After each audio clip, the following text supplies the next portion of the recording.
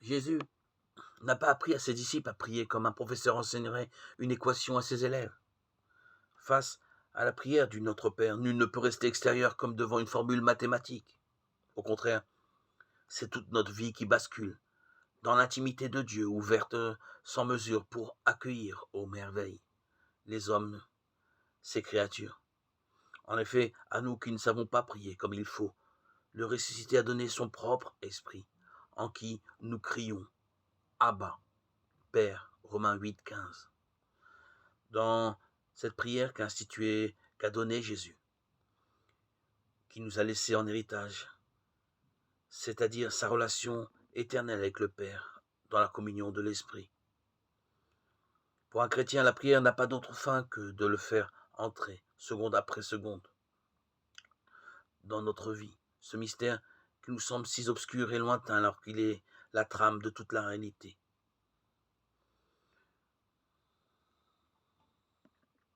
Au fond, la prière des chrétiens pourrait se résumer au premier mot du Notre Père.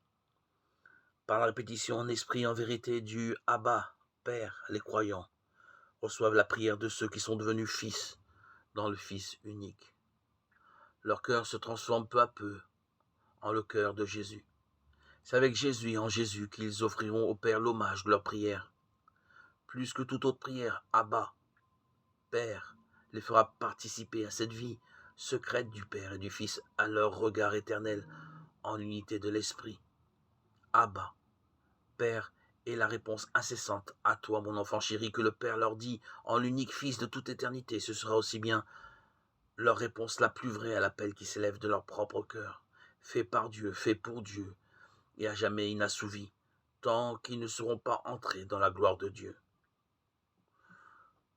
Tout nous a été donné dans la prière du Notre Père que Jésus nous a enseigné, et que, contre toute tentation de chercher des techniques compliquées de méditation, il nous faut entrer comme des enfants et des pauvres dans la déroutante simplicité du mystère infini que révèlent ces mots.